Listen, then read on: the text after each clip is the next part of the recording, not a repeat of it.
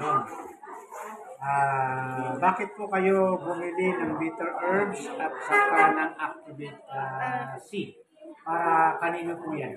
Para po ito sa anak ko. Yung po anak ko ay nagkaroon ng tubig po ang baga. Tapos siya po ay nagkaroon ng hapo. Ay siya rin po ay meron. Lumalaki po ang puso. Ay, nung pong pinainom po namin siya nito, bali po, tigalawa pong praso, maga, hapon, tanghali.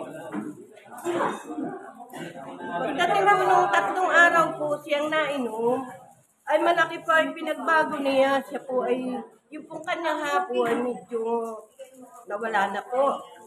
Malaki po yung igininhawa ng kanyang katawan. Bali, nag-start po siyang uminom, March 4. Apo, Tuloy-tuloy po yung kanyang pag-inom. tuloy-tuloy po ang pag-inom niya. Hanggang sa ngayon po ay siya po ay bali nainom po ng isang paris na lang po nito, mga karapon tangali po ang ginawa namin. Dahil yun nga po siya po. Sa ngayon po siya po ay nakakapag-uli na. Wow. Nakakalabas na po ng bahay. Nakakalabas na ng bahay. Dati po ba yung nakahiga lang siya? Nakahiga lang po siya. Ngayon nakakatayo na po. Nakakatayo na po na. Siya po ay naiba na sa aming bahay. Hindi na po siya kaano na.